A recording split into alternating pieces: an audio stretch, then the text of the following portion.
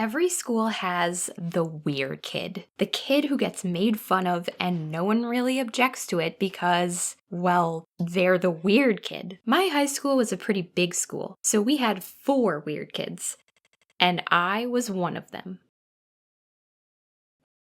One day, in my 10th grade gym class, a new student joined our school. His name was Jonas, not his real name. He was tall, confident, and from California.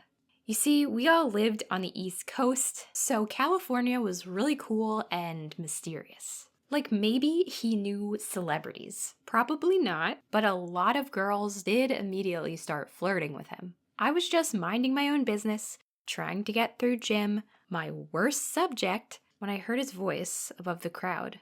So, who's that girl? Even though I didn't see him point, I knew it was about me, and I peeked out of the corner of my eye. Oh, she doesn't react to anything. Yeah, it's actually really funny. She doesn't react, to anything? And in my head, I'm like, Jonas, no, you're from California, the land of sunshine and nice weather. You're not hardened from the years of cold like all of us. You're in the Jonas Brothers. You don't have to do what I think you're about to do.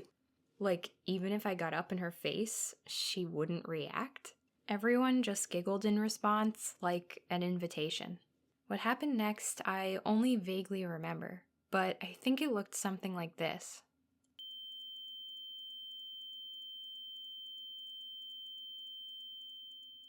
And through it all, I stayed calm, and I didn't react. I thought then it wouldn't happen the next day. Only it did. It happened most of the days until the end of the year.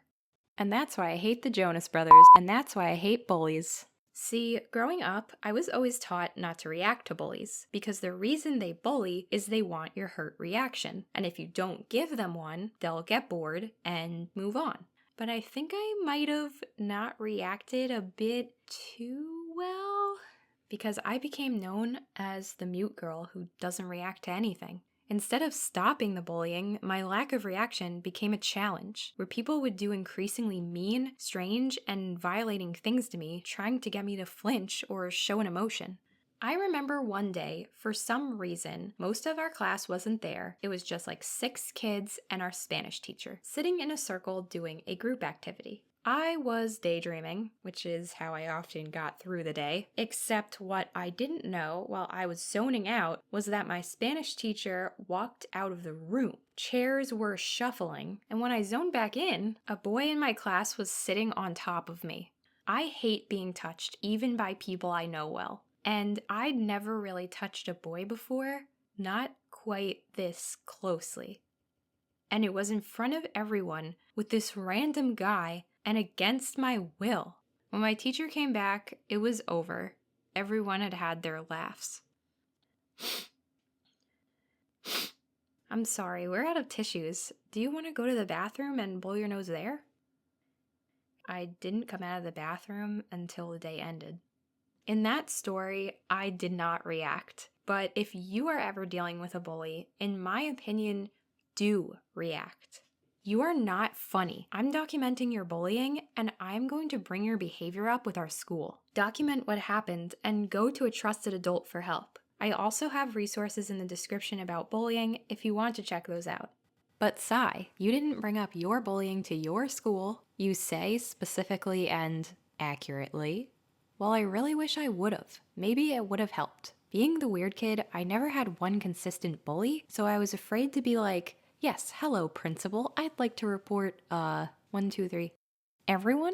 But Sai, why didn't you befriend the other 3 weird kids? I tried, okay? This one told me I was ugly and stupid. This one sexually harassed people. And this one, well, I just didn't have anything in common with him. I did have some actual friends, but most of the time they were in the library, and I didn't like going in there because the pressure to study was very high. Guys, I don't think I could keep doing this. Okay, sorry. I'll give you one more story for the road. I had an old phone for most of my school years. And as funny as it might sound, I didn't know about sending photos to people. It was only after high school when I got my own smartphone, got some new college friends, added them on social media, and then started getting messaged photos of this boy that the group clearly didn't like, that he didn't know they were taking, that I came to a horrifying realization. My college friends are complete assholes. Wait, but this means everyone I went to high school with had smartphones and they were taking pictures of me during some of the worst moments of my life and sending them back and forth to each other and laughing at me.